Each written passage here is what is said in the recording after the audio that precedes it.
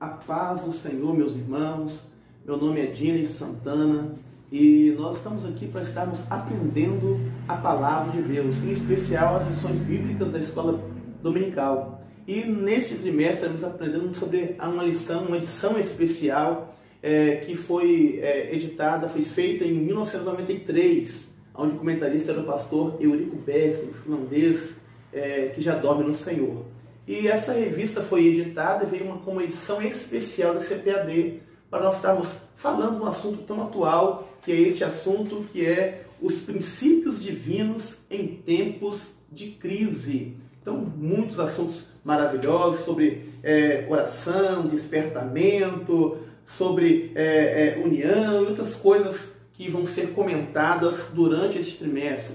Então nós estamos aqui dias antes do domingo, o dia da aula, estamos falando desse assunto para que você, professor, você, aluno, você, pregador, possa ter algo a mais a apresentar na sua aula, na sua pregação, e até mesmo você que vai assistir a aula, ter já um pouco de um conhecimento prévio para estar aí ajudando a sua sala e o seu professor. Então fique conosco e vamos aprender um pouco mais da revista Escola Bíblica Dominical. A lição que estaremos estudando hoje é a lição número 1, que tem o título assim, Daniel ora por um despertamento. E o texto áureo diz: confessai as vossas culpas uns aos outros e orai uns pelos outros para que sareis. A oração feita por um justo pode muito em seus efeitos. Tiago, capítulo 5, versículo 16. A verdade prática diz assim: o crente dedicado à oração pode exercer influência no céu, na terra e até contra poderes malignos. Então, vamos estar falando muito de oração nesta aula e espero que você venha, juntamente com esta aula, dedicar um tempo para a sua vida de oração, porque sabendo que, como aprendemos no trimestre passado, que é uma das nossas armas espirituais para lutarmos aí e garantirmos a nossa vitória. Vamos lá, o texto bíblico para esta lição se encontra em Daniel, capítulo 9, versículo 1 ao 3, capítulo 6 de Daniel, versículo 10, capítulo 2 de Daniel, versículo 17 ao 19, e em Esdras, capítulo 1, versículo 1 ao 5. Vamos lá. O primeiro tópico diz: Daniel foi despertado para orar. Daniel foi despertado ao ler Jeremias, capítulo 29, versículo 10, aonde o profeta fala do período que Israel ficaria cativa. E ele, vendo, calculando o tempo, viu que aquele tempo estava por findar. E Daniel agora entra em oração, porque ele não via ali nenhuma movimentação de que aquilo estava por acontecer. Daniel sabia que a palavra era real, era verdadeira, iria se cumprir, mas não havia nenhum fato, nenhum movimento ali dizendo que aquilo estava por acontecer. Não na visão de Daniel, mas para com Deus as coisas já estavam sendo arquitetadas e preparadas. Então fica uma lição aqui já nessa introdução.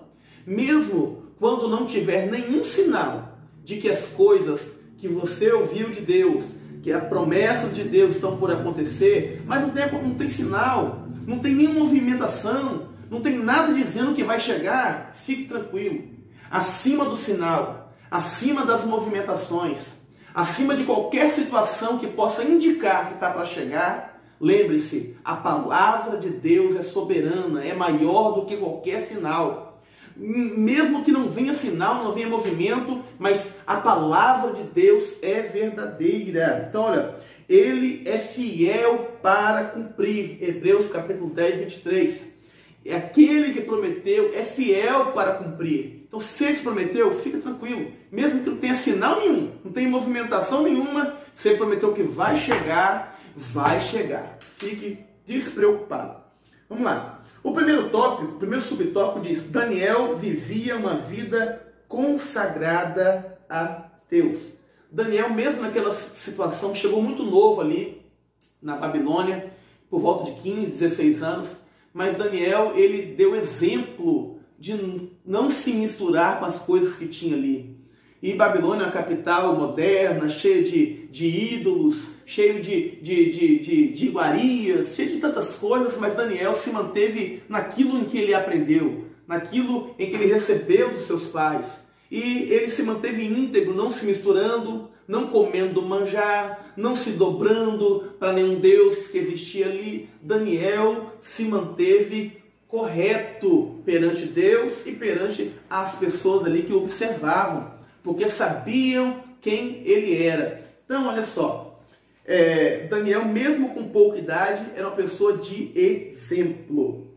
Vamos ao segundo subtópico. Diz assim: a estatura espiritual de Daniel capacitava-o para enfrentar verdadeiros combates em oração.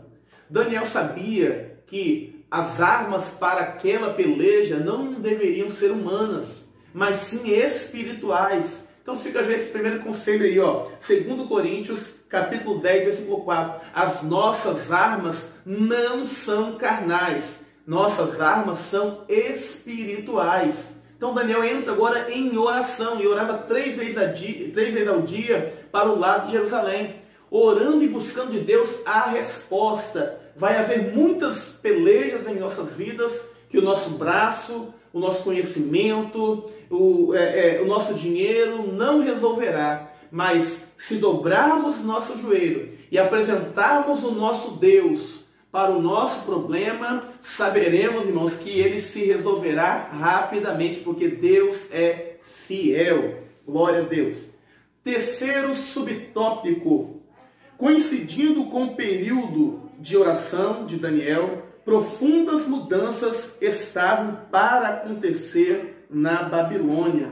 Olha só, o rei naquele tempo era o Nabonido, e ele não estava presente na capital, mas sim o Belsazar, que estava ali como o rei interino.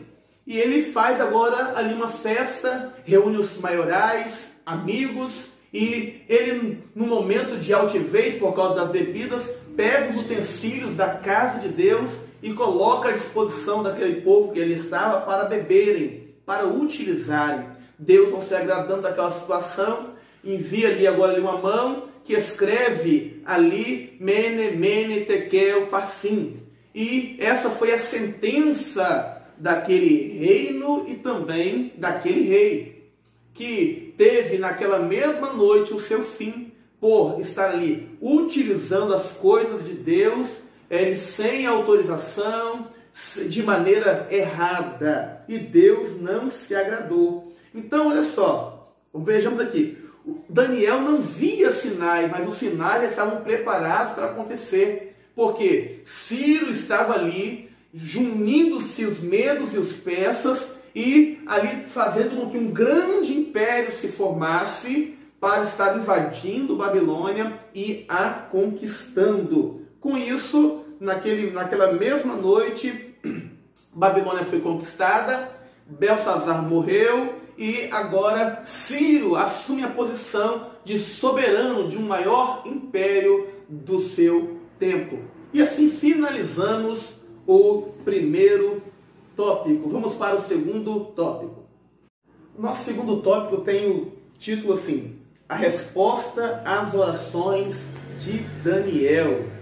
Então Daniel, ele havia orado, e lembrando da promessa que Deus havia registrado pelo profeta Jeremias, dizendo: vos visitarei e cumprirei sobre vós a minha boa palavra, tornando-vos a trazer a este lugar. O povo ficou cativo por 70 anos.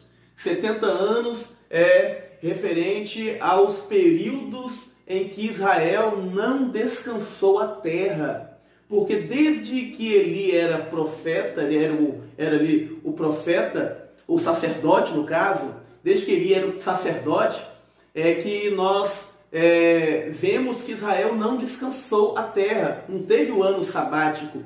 No caso, trabalhava a terra 6 anos, e no 7º ano a terra deveria descansar. Então, desde o sacerdote Eli até o reinado de Zedequias, foi aproximadamente 490 anos de reinado.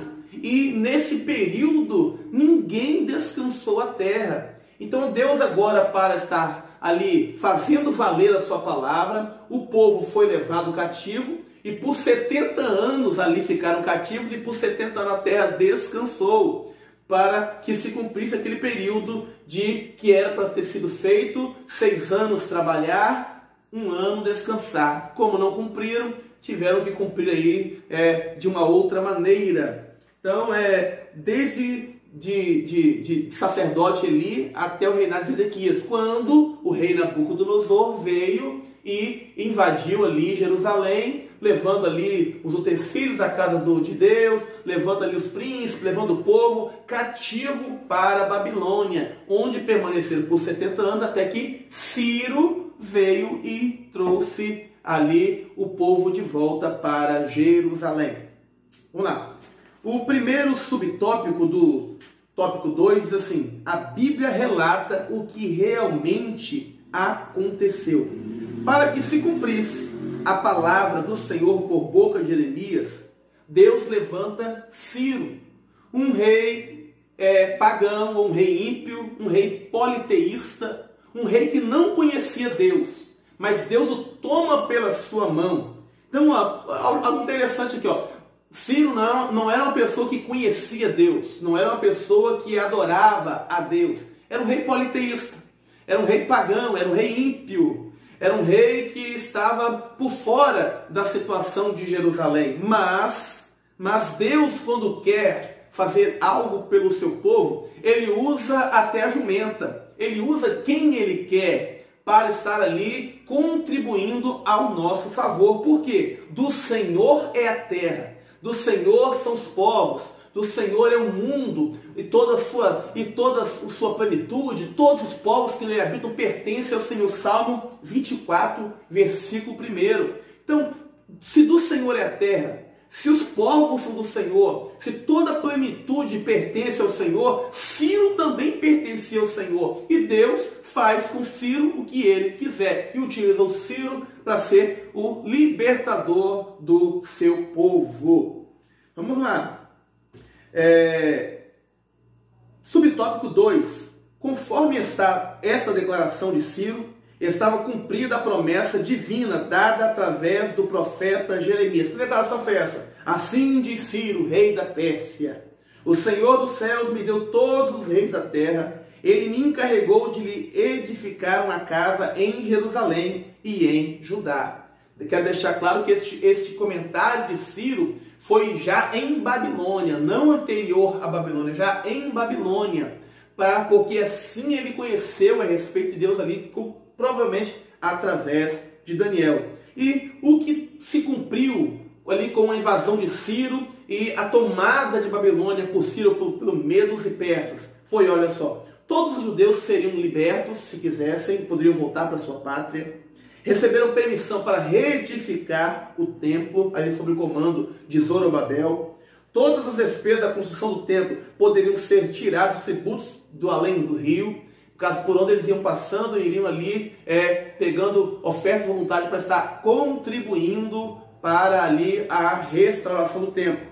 Os vasos sagrados deveriam ser entregues aos cuidados de Zorobabel, nomeado governador dos judeus pelo rei Ciro. Então Zorobabel era o responsável ali para estar ali ajuntando as preciosidades que pertenciam à casa de Deus e retornando ali para o templo e para a reconstrução do templo. Então, olha só que maravilhoso. A palavra de Deus em Jó 42, versículo 2 diz: eu sei que tudo podes e que nenhum plano teu pode ser frustrado.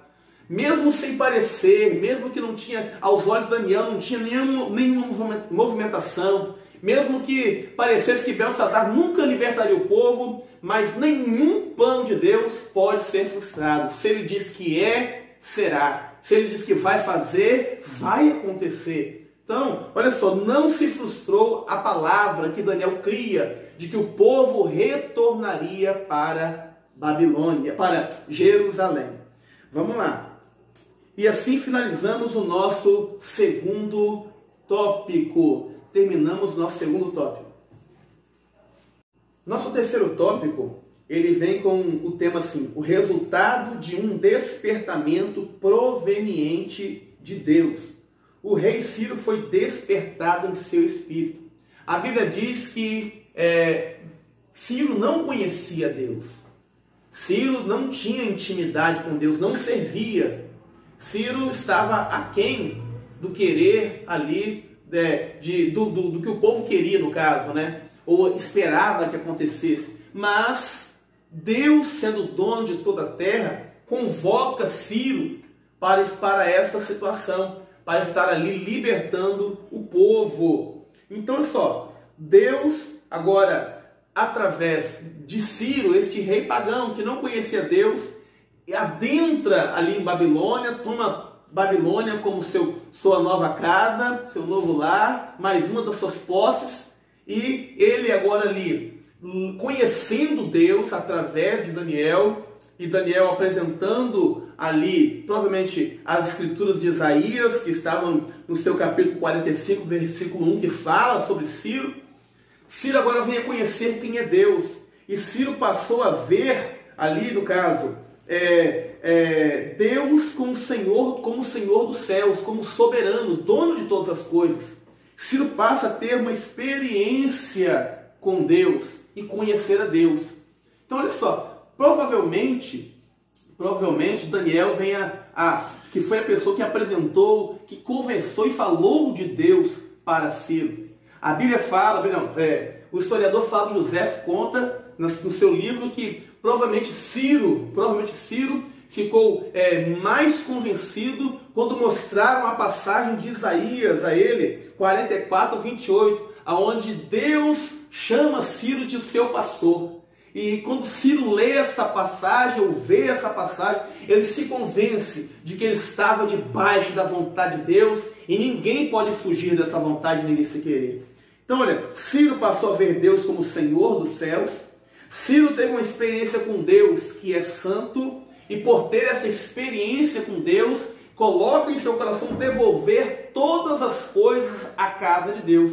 Então agora um rei que não servia a Deus outrora, agora honra a Deus com todo o seu espólio. Tudo aquilo que ele conquistou em Babilônia, que pertencia ao povo de Deus, ele devolve. Ele coloca as mãos de Zorobabel para que fosse levado novamente ao templo. Liberta o povo para voltar para sua casa. Ainda dá ofertas para que esse povo tivesse condições de reconstruir a cidade e reconstruir o templo. Então, tudo isso só é mediante ao reconhecimento de que Deus é Senhor da terra. Deus é Senhor de todas as coisas. Vamos lá, segundo subtópico do terceiro tópico diz assim: o rei Ciro recebeu bênçãos espirituais.